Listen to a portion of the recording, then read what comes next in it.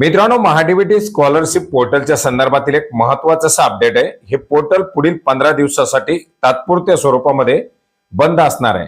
राज्य शासनाच्या माध्यमातून आता महाडीबीटी 2.0 हे पोर्टल आणण्यात आलेले आहे, ज्याच्यामुळे राज्यातील सर्वच्या सर्व शिष्यवृत्ती योजना या आता या नवीन महाडीबीटी 2.0 या पोर्टलच्या माध्यमातून राबवल्या जाणार आहेत। 1 जून पासून हे पोर्टल कार्यान्वित करण्यात आलेले आहे। नवीन भरले जाणारे अर्ज आता या महाडीबीटी 2.0 या पोर्टलच्या माध्यमातून भरल्या जाणार आहेत। महाडीबीटीच्या जुन्या पोर्टलवरील पूर्णपणे डाटा आता महाडीबीटी 2.0 वरती घेतला जात आहे आणि याच अनुषंगाने सध्या अस्तित्वात असलेलं महाडीबीटी पोर्टल हे 1 जून ते 15 जून या कालावधीसाठी बंद असणार आहे।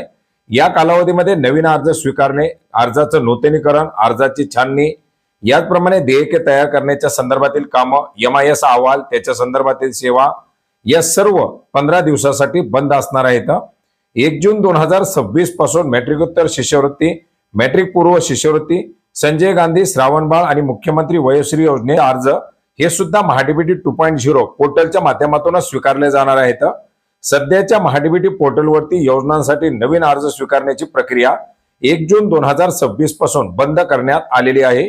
स्थलांतराच्या या कालावधीमध्ये अर्जदारांना त्यांचे मागील अर्जाचे तपशील महाडीबीटी 2.0 पोर्टलवरती तात्पुरत्या स्वरूपामध्ये पाहता येणार आहेत।